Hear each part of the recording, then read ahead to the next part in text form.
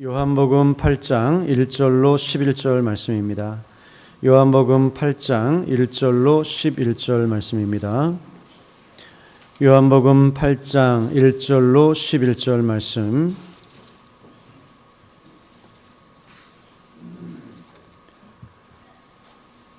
요한복음 8장 1절로 11절 말씀입니다. 한 절씩 기도하시겠습니다. 찾으신 줄로 알고 제가 먼저 읽겠습니다. 예수는 감람산으로 가시니라.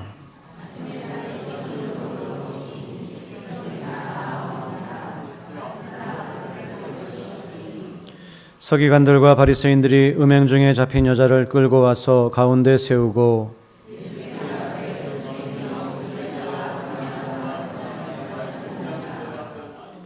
모세는 율법에 이러한 여자를 돌로 치라 명하였거니와 선생은 어떻게 말하겠나이까?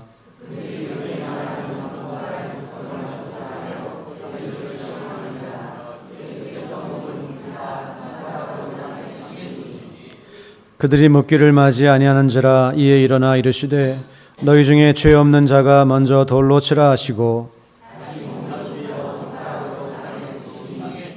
그들이 이 말씀을 듣고 양심의 가책을 느껴 어른으로 시작하여 젊은이까지 하나씩 나가고 오직 예수와 그 가운데 섰는 여자만 남았더라.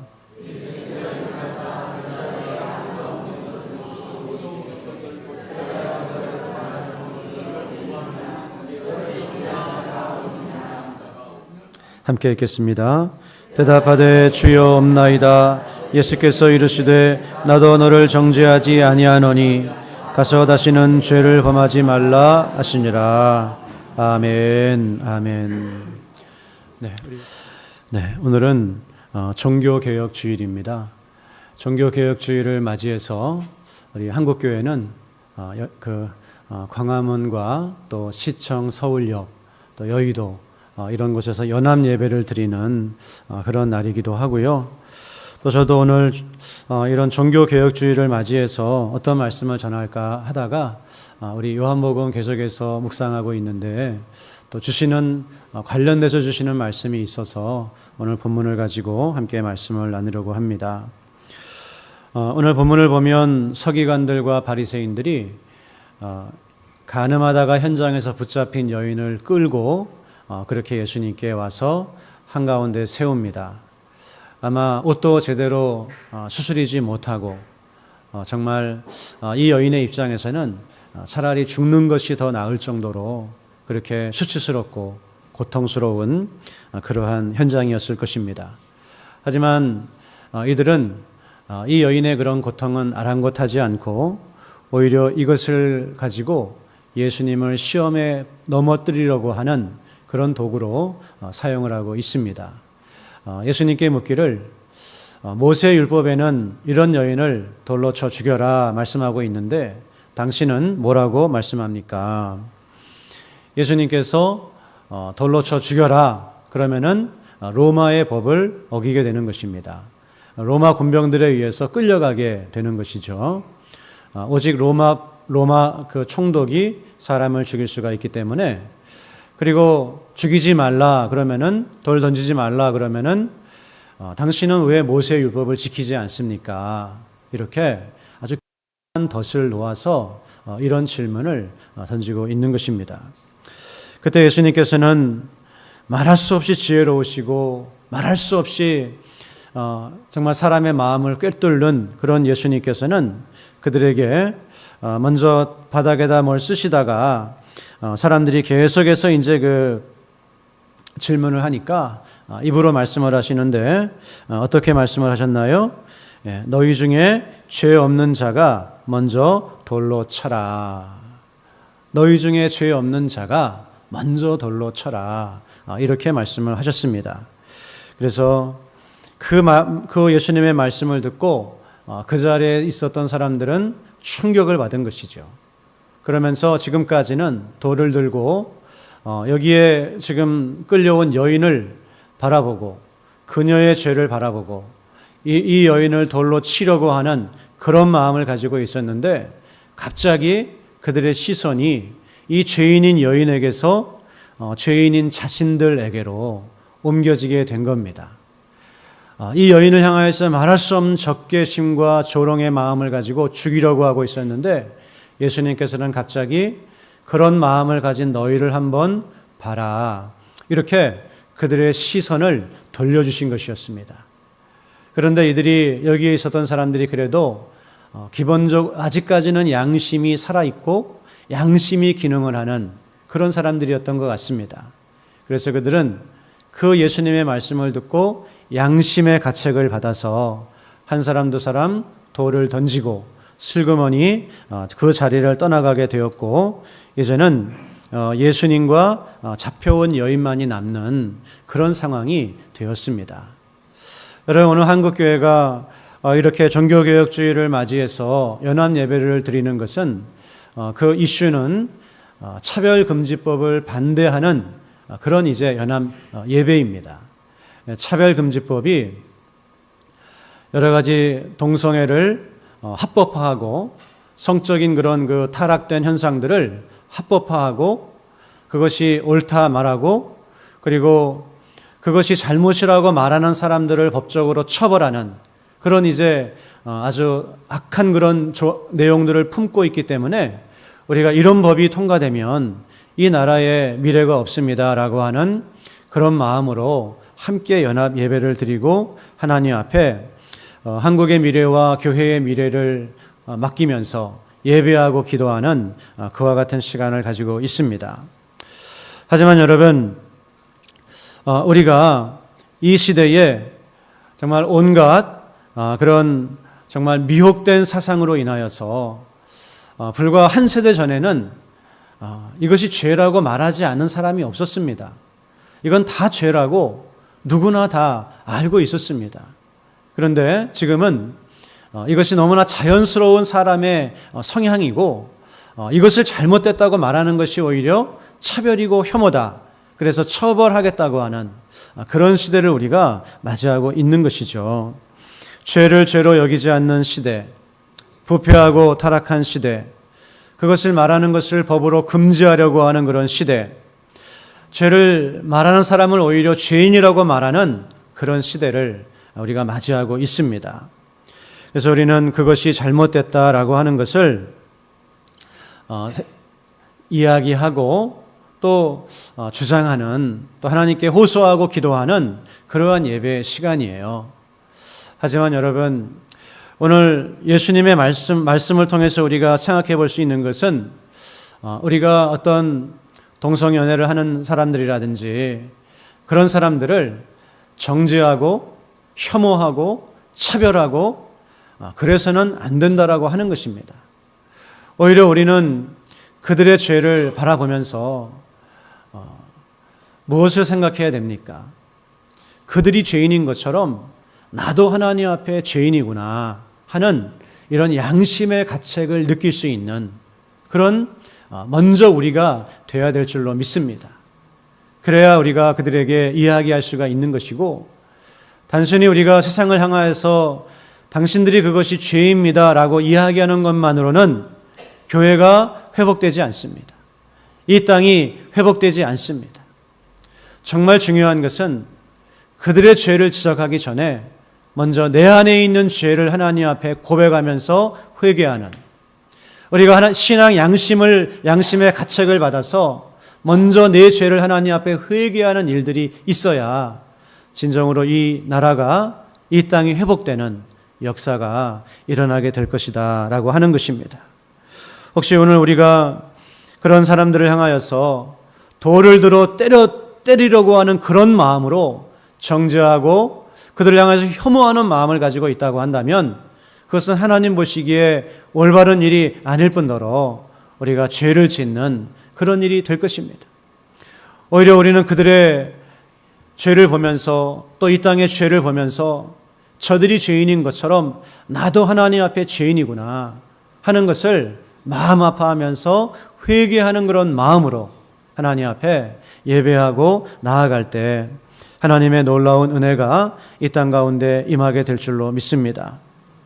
로마서 우리 1장을 좀 한번 찾아보실 텐데요. 우리 1장 26절 말씀부터 한번 조금 읽어 나가도록 하겠습니다. 로마서 1장 26절.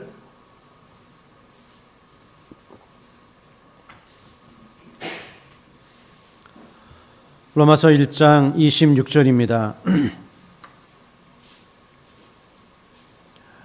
로마서 1장 26절 말씀 다 같이 한번 제가 읽도록 하겠습니다. 로마서 1장 26절 말씀. 이 때문에 하나님께서 그들을 부끄러운 욕심에 내버려 두셨으니 곧 그들의 여자들도 순리대로 쓸 것을 바꾸어 영리로 쓰며 그와 같이 남자들도 순리대로 여자 쓰기를 버리고 서로 향하여 음욕이 불릴 듯하며 남자가 남자와 더불어 부끄러운 일을 행하여 그들의 그릇 때문에 상당한 보응을 그들 자신이 받았느니라. 네. 하나님께서 범죄한 사람들을 내어버려 두셨습니다. 그들의 마음을 내어버려 두니까 그들의 마음이 부끄러운 욕심에 사로잡히게 됩니다. 그 부끄러운 욕심은 여자가 여자를 향하여 음욕이 불릴 듯하고 남자가 남자를 향하여 성욕이 불릴 듯해서 서로 관계하는 그와 같은 욕심입니다. 그래서 성경은 우리에게 분명하게 이러한 동성연애는 사람의 성향이 아니라 그것은 죄다. 사람들이 부끄러운 욕심에 사로잡힌 결과다라고 분명하게 말씀하고 있습니다. 그래서 우리가 이것을 죄가 아니다 이렇게 이야기해서는 안 되는 거예요. 그런데 여러분 그 이어지는 말씀을 보게 되면 동성연애에 대한 죄만 지적하고 있는 것이 아니라 또 많은 죄들에 대해서 똑같은 말씀으로 지적하고 계십니다. 28절 말씀 보면 또한 그들이 마음에 하나님 두기를 싫어하며 28절이죠.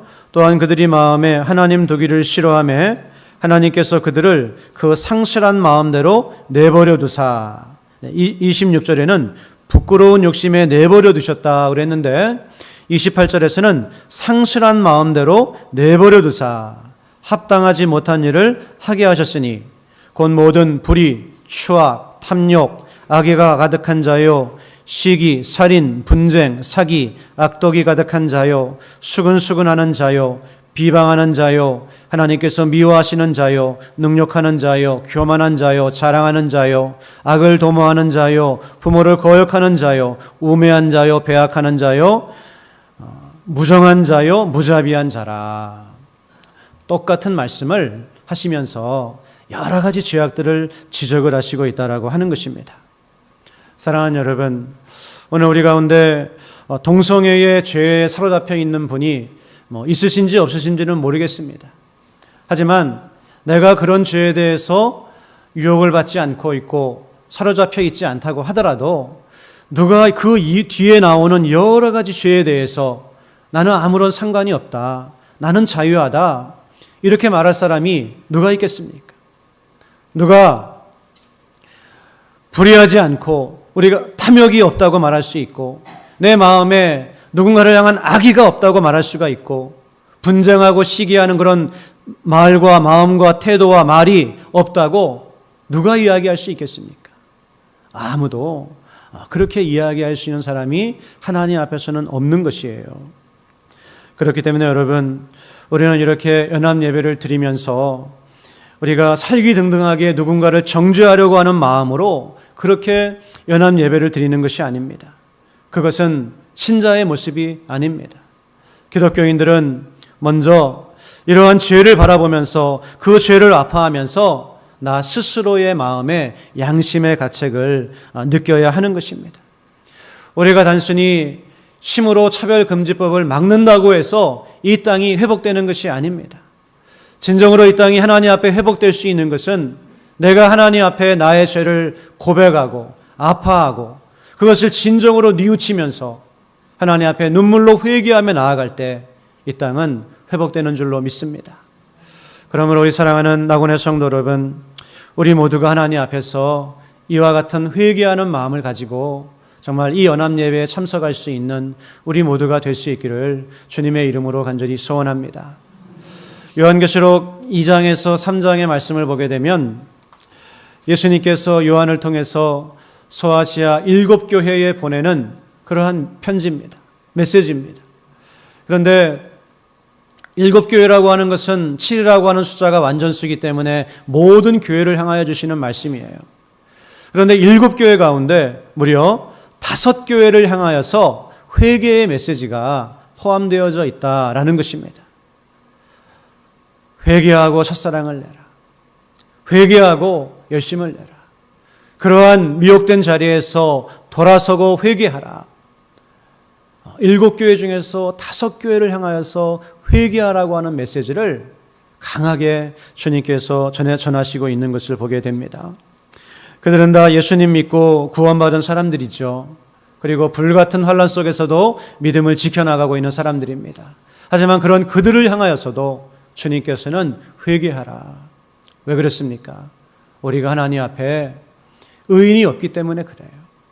하나님 앞에 우리가 로마서 이 1장이 말씀하고 있는 죄에 다 해당되는 사람들이기 때문에 주님께서는 그렇게 회개하고 교회가 본질을 회복하고 그리고 믿음의 자리로 돌아오라고 그렇게 말씀하시고 있습니다.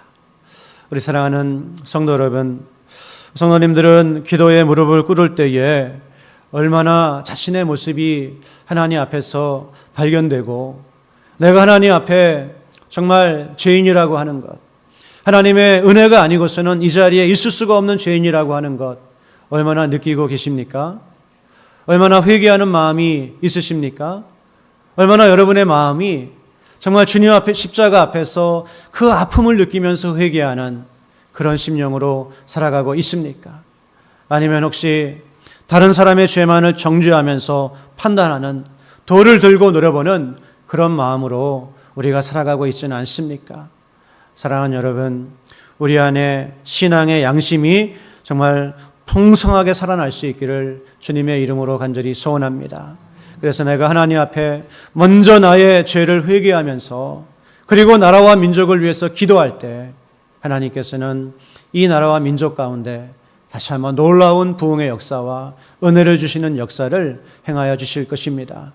그러므로 우리가 이 차별금지법 반대하는 연합예배를 드릴 때에 정죄와 혐오와 차별의 마음이 아니라 하나님 앞에 나의 죄를 고백하고 아파하는 마음으로 그리고 그들을 긍휼히 여기는 마음으로 그렇게 예배하는 여러분과 저 다 될 수 있기를 주님의 이름으로 간절히 소원합니다. 그리고 두 번째로 예수님께서는 너희 중에 죄 없는 자가 먼저 돌로 치라 말씀하심으로 그들의 양심을 일깨워 주셨고 그리고 그들의 죄 안에 있는 죄를 발견하게 하셨을 뿐만이 아니라 두 번째로 예수님께서는 이 여인에게 두 번째로 말씀하십니다. 나도 너를 정죄하지 아니하노니 가서 다시는 죄를 범하지 말라. 이렇게 말씀하셨어요. 네. 예수님은 그 여인을 정죄하고 모독하고 조롱하고 이 여인을 이용하지는 않으셨지만 이 여인이 죄 가운데 있다라고 하는 것은 분명하게 말씀해 주셨습니다. 그리고 그런 죄에서 벗어나야 한다라고 하는 것에 대해서는 말씀해 주셨습니다. 예수님께서 이렇게 죄를 지적하신 이유는 서기관과 바리새인들이 지적했던 것과는 정반대죠. 그들은 이 여인을 이용하고자 했습니다. 자신의 목적을 이루고자 했습니다. 그러나 예수님은 이 여인을 정말 사랑하셔서 불쌍히 여기셔서 이 여인을 회복시켜 주시기 위해서 그렇게 죄를 지적하셨다라고 하는 것이에요. 여러분, 그렇습니다. 우리는 오늘 이렇게 함께 연합 예배를 드리게 될 텐데요. 우리가 그들을 미워하거나 정죄하거나 우리가 그들보다 낫다 이렇게 이야기하지는 않지만 할 수도 없지만 그러나 지금 이 나라에서 이루어지고자 하는 일들이 죄라고 하는 것에 대해서는 분명하게 우리가 이야기해야 될 줄로 믿습니다. 타협하지 않고 그래서 그들을 모독하기 위한 것이 아니라 사랑하기 위해서입니다. 만약에 그것이 잘못됐다라고 이야기해 주지 않으면 그 사람들은 차별금지법이 통과돼서 그게 맞다라고 생각하는 그런 자리로 간다면은 그 사람들은 그 자리에서 벗어나려고 하지 않을 것입니다. 그냥 계속해서 이렇게 살아도 된다 생각하면서 살다가 결국은 멸망하는 자리로 들어갈 수밖에 없을 것입니다. 그래서 우리 심지어는 교회들 가운데서도 이런 동성애를 찬성하는 그런 목사들이 있어요. 아주 소수지만. 그래서 그것을 형제 사랑이라고 생각하는 거예요. 자매 사랑이라고 생각하는 거예요. 그래서 인간은 너무나 깊은 존재이기 때문에 그렇게 딱 남자와 여자로 표현할 수 없다. 이렇게 이야기한 사람, 목사들이 있어요. 그 사람들은 하나님의 말씀보다 사람의 생각을 더 앞세우는 사람들이죠. 잘못된 것이에요. 우리는 분명하게 이야기해 줄 수 있어야 된다라고 하는 거예요. 그래서 지금 이렇게 종교개혁주의를 맞이해서 연합예배까지 드리려고 하는 것은 계속해서 어떤 이 차별금지법을 제정하려고 하는 그런 노력들이 있기 때문입니다. 그리고 우리는 그것이 굉장히 위험한 법이라고 하는 생각을 가지고 있어요. 간단하게 좀 말씀을 드리면 차별금지법은 개별적 차별금지법과 포괄적 차별금지법이 있습니다. 그런데 개별적 차별금지법은 사람의 인종이나 성별이나 나이에 의해서 사람들이 차별받아서는 안 된다, 이런 이야기예요. 이 이야기가 맞습니까? 틀립니까? 네, 우리 다 인정하죠? 다 그거는 맞아요. 그런데 이 포괄적 차별금지법이라고 하는 것은 개별적 차별금지법만으로는 그 여러 가지 종류의 차별을 다 막을 수가 없기 때문에 포괄적으로 차별을 금지하자라는 거예요. 그러니까 포괄적이라고 하는 말에는 어떤 의미가 있냐면 이게 애매모호하다라는 거예요. 애매모호하다. 그래서 해석하기에 따라서 이게 차별일 수도 있고 아닐 수도 있는 거예요. 예를 들면 제가 교회에서 여러분 동성연애는 죄입니다 라고 이야기하면 어때요? 이게 누군가 차별로 느껴질 수도 있는 거예요. 그래서 저를 고소하면 교회 내에서 그렇게 이야기한 것만 가지고는 처벌받지 않겠지만 그런 설교가 방송으로 나가게 되면 그 방송을 보고 나는 차별받았고 굉장히 마음의 상처를 받았습니다 라고 고소하면 이 법관의 판단에 따라서 처벌받을 수도 있는 거예요. 3천만 원 이하의 벌금, 그것도 중복적으로 처벌받을 수가 있는 거예요. 이게 그냥 상상이다. 이미 다른 나라들에서는 그런 사례들이 많이 나오고 있습니다. 그러니까 이런 것들을 우리가 개별적인 차별금지법은 찬성하지만 포괄적인 차별금지법은 반대하는 거예요. 그리고 포괄적 차별금지법에는 굉장히 중요한, 우리 안 좋은 쪽으로 중요한 내용이 포함이 되어져 있는데 조금 잘하면 우리 성도님 다 이해하실 수 있을 거예요. 성적 지향이라고 하는 개념이 들어가 있습니다. 성적 지향. 성적 지향은 뭔가요? 성적인 끌림을 말하는 거예요. 우리 남자는 누구에게 끌리나요? 보통 여자에게 끌리죠. 여자는 남자에게 끌리죠. 그런데 그렇지 않은 경우도 많이 있다는 거예요. 남자지만 남자에게 끌리고 여자지만 여자에게 끌리는, 또 상관없이 다 끌리는 그런 사람도 있다는 거예요. 그런데 실제로 그런 경우가 있을 수가 있어요. 죄로 인해서 우리가 오늘 말씀이 말씀하고 있는 것처럼 죄로 인해서 타락했기 때문에 그런 일이 있을 수가 있어요. 그런데 문제는 포괄적인 차별금지법을 통해서 이러한 성적 끌림을 모든 성적인 끌림을 정상적인 것으로 인정하고, 그래서 거기에 대해서 만약에 누군가 잘못됐다라고 이야기하면 이건 차별이고 혐오이기 때문에 법에서 어긋나는 것이고 처벌을 해야 되는 거예요. 그리고 뿐만 아니라 이런 모든 종류의 성적인 끌림이 정상적인 것이고 법을 통해서 그것을 뒷받침해 주기 때문에 제일 중요한 건 뭐냐 하면 우리 물론 이제 어떤 종교 기관에 문제가 생길 수도 있어요. 신학교에서 이런 사상을 가르쳐서 당신은 우리 교단에 맞지 않습니다, 내보내려고 하면 이거 차별입니다 고발하면 꼼짝 못하는 거예요. 교회 안에서 그런 교역자가 들어와서 내보내려고 하면 차별입니다 고백하면 우리는 범법자가 되는 거예요. 그리고 이런 문제뿐만 아니라 가장 중요한 것은 이런 것이 포괄적인 차별금지법으로 법제화되게 되면 제일 심각한 문제가 무엇인가? 우리 자녀들에 대한 문제예요. 학교에서 성교육을 시킬 때에도 공평하게 가르쳐야 됩니다. 남자와 여자의 안전한 성에 대해서 가르칠 뿐만 아니라 남자와 남자의 안전한 성에 대해서, 피임법에 대해서 학교에서 가르쳐야 되는 거예요. 여자와 여자의 성관계에 대해 학교에서 가르쳐야 되는 거예요. 이걸 가르치지 않으면 이게 문제가 되는 거예요. 그러니까 여러분 생각해 보세요. 우리 아이들이 누구든지 혼자 생각하고 혼자 판단하는 사람은 없습니다. 우리는 다 이 시대의 산물이에요. 내가 생각한다고 하지만 이 시대의 영향을 받아서 생각하고 판단하는 거예요. 그런데 이런 법제화되어서 그건 다 정상적이구나, 맞구나. 자기들이 그렇게 생각하는 건 상관이 없어요. 우리가 간섭할 수가 없어요. 근데 이게 법이 되어서 교육이나 법으로 이것이 시행되게 되면 많은 아이들이 그런 것이 해도 되는구나 이렇게 생각하면서 잘못된 방향으로 나아갈 수밖에 없다라고 하는 거예요. 그러면 얼마나 그런 심각한 일들이 일어나게 되는가 하는 것입니다. 그래서 여러분 지금 이 포괄적 차별금지법의 제일 문제가 뭐라고요? 성적 지향. 개인적인 성적 끌림은 있을 수 있지만 이것을 법으로 강제한다라는 거예요. 그리고 성적 지향이라고 하는 단어뿐만 아니라 중요한 것은 성정체성이라고 하는 개념이 강력하게 들어가 있습니다. 성전체성은 뭡니까? 우리 신집사님은 남자세요, 여자세요? 네, 다행입니다. 예, 나중에 진짜 다행입니다 그렇게 이야기할 수도 있어요. 남자죠. 누가 보더라도. 또 우리 권사님들은 누가 보더라도 여자죠. 이거는 태어날 때부터 생물학적으로 우리에게 주어지는 성이고 이것을 우리가 하나님의 섭리로 인정을 합니다.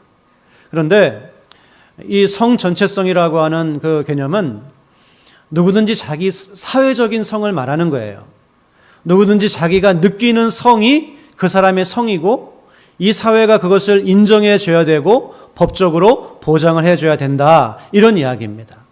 전 남자지만 제가 여자라고 느끼면 저는 여자로 인정을 받아야 되는 거예요. 그리고 이 사회가 법적으로 그것을 저를 지지를 해줘야 되는 겁니다. 그래서 그러다 보니까 남자지만 여자라고 이야기하는 사람들이 나와요.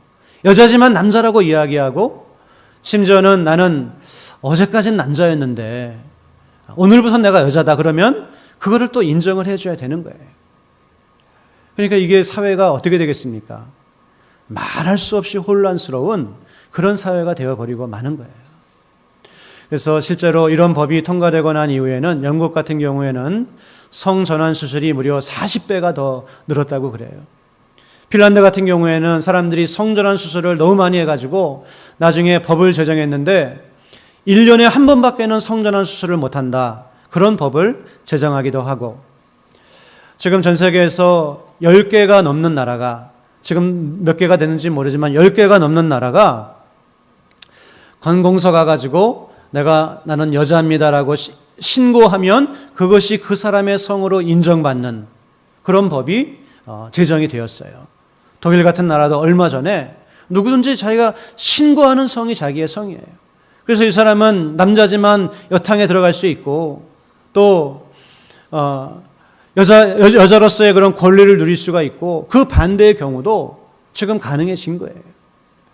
여러분 이런 성 정체성과 또 성적 지향 왜 이런 사람들이 이런 생각을 하고 지금 이미 유럽이나 미국에서는 젊은 대학생들에게 물어보면 다 이것이 맞다고 이야기를 해요. 우리처럼 그게 무슨 말이야? 하나님께서 남자와 여자로 만드셨지 남자와 여자가 한 가정이지 이렇게 이야기하면 아주 시대에 뒤떨어진 사람 아주 구닥다리 같은 사람 그런 사람으로 지금 생각하는 시대가 이미 되어버렸다라고 하는 거예요. 그리고 우리나라도 이런 차별금지법이 시행이 되면 그런 쪽으로 갈 수밖에 없는 것이 너무나 불을 보듯 뻔한 그런 일들이 있다고 하는 겁니다.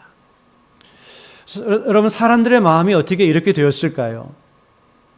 가장 무서운 것은 무엇인가 하면 내가 죄를 죄로 알 때는 그래도 소망이 있습니다. 그래서 하나님 앞에 우리가 회개하는 마음을 가지고 부끄러운 마음 가지고 또 돌이키려고 하는 마음이 있어요. 그런데 죄를 더 이상 죄로 생각하지 않게 되면 그때는 정말 너무나 위험한 거예요. 이제는 하나님의 큰 징계를 받는 일밖에 없는 거예요. 천사들이 소돔과 고모라를 방문했을 때 어린 그런 청년에서부터 노인에 이르기까지 다 몰려와서 그들을 우리에게 끌어내라, 우리가 그들을 상관하리라, 동성연애를 하겠다고 그렇게 이야기했습니다. 그래서 이미 그 사회는 부끄러움을 잃어버린 사회였어요. 그리고 더 이상 죄를 죄로 알지 못하는 그런 사회였어요. 그렇기 때문에 하나님께서 불과 유황으로 심판해 버리신 것 아니겠습니까?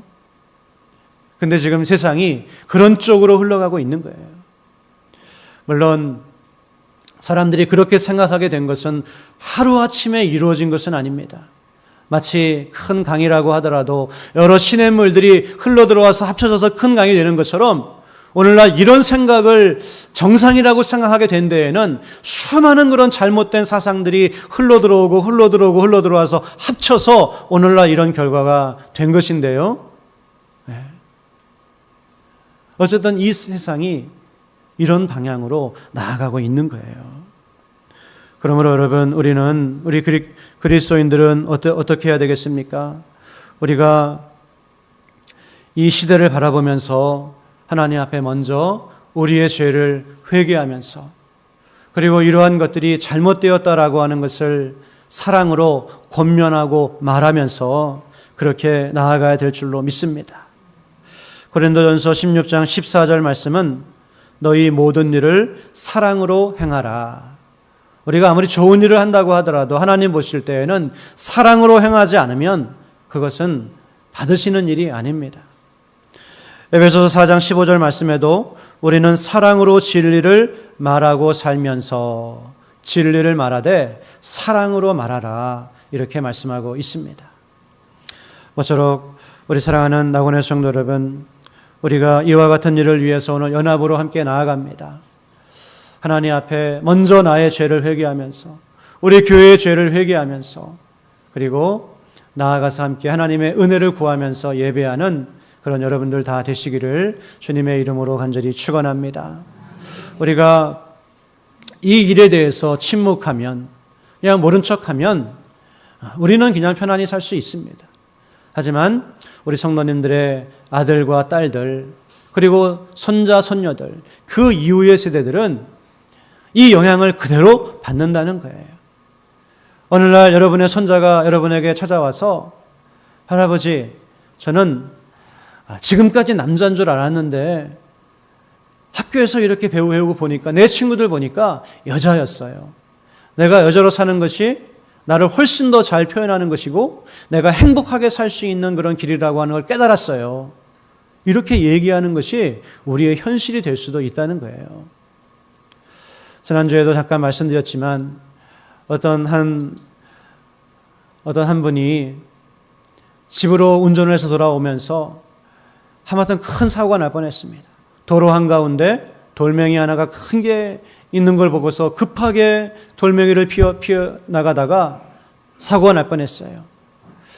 사고를 무사히 피하고 나서 곰곰이 생각합니다. 내가 저 돌을 좀 치워야 되지 않을까?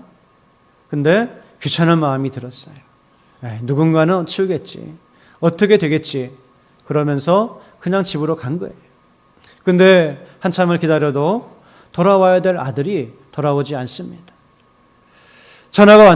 병원에 전화가 왔는데 이 아들이 교통사고가 나가지고 그 돌에 걸려가지고 차가 굴렀다는 거예요. 그래서 응급실에 있는 아들을 대신해서 전화가 왔다. 그런 이야기를 들어본 적이 있습니다. 여러분, 오늘 우리는 어떤 마음을 가지고 살아야 될까요? 그 돌을 치우는 마음을 가지고 살아야 되는 거예요. 그리고 함께 나가서 예배해야 되는 거예요. 모쪼록 오늘 우리 사랑하는 낙원의 성도님들이 오늘 주님의 두 가지 음성을 저와 여러분이 우리가 듣기를 간절히 소원합니다. 그것은 바로 첫 번째로 우리의 양심을 일깨우는 주님의 말씀. 너희 중에 죄 없는 자가 먼저 돌로 쳐라. 그리고 우리의 죄를 드러내시고 그 죄에서 떠나기를 원하시는 주님의 말씀. 가서 다시는 죄를 범하지 말라. 오늘 이 주님의 음성을 듣고 살아가시기를 주님의 이름으로 간절히 소원합니다. 하나님 아버지, 오늘 이 비참한 죄의 현장 속에서 말씀하시는 주님의 음성을 들었습니다. 이 음성을 오늘 나에게 주시는 주님의 말씀으로 듣게 하여 주옵소서. 그리고 이 말씀을 들으며 살아가게 하여 주시고 이 나라와 민족을 위하여서 먼저 회개하고 그리고 사랑으로 올바른 것을 말하고 표현할 수 있는 그런 그리스도인으로서 우리가 이 땅을 살아갈 수 있도록 인도하여 주옵소서. 이 나라와 민족이 하나님을 떠난 공허하고 악한 사상으로 흘러가지 않도록 도와주시고 하나님 앞에서 올바르고 합당한 그러한 나라와 민족이 될 수 있도록 성령님 도와주옵소서. 모든 것 주님을 의지하오며 예수님의 이름으로 간절히 기도드렸사옵나이다. 아멘.